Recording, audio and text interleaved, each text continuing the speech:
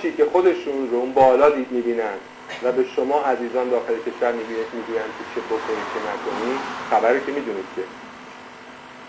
که میدونید که پیروز فرمانده نیروی نظامی تهران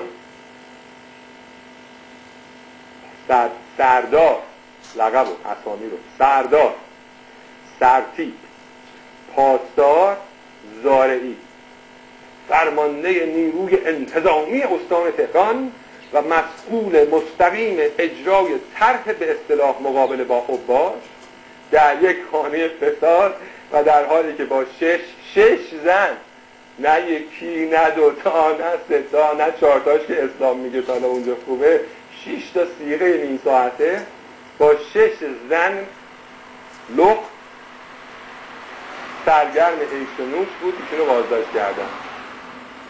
سردار، سرتیپ، پاسدار، زارعی.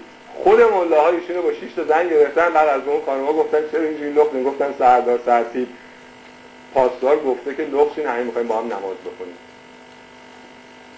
اونا هم گفتن اوکی شب تشریف ببریم زندان، ما هم 7 تایی بعد اونجا نماز هم سجده می‌دیم بخونیم. با 6 تن برهنه در یک خانه. و این خبری که در تکنس از جای دیگه بود.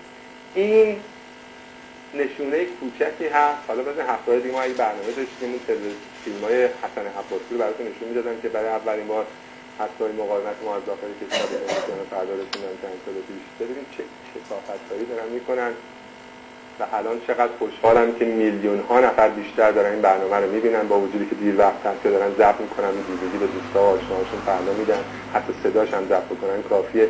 ببینید چه دارن با شما می‌کنن و شما اونجا نشستید. بسیار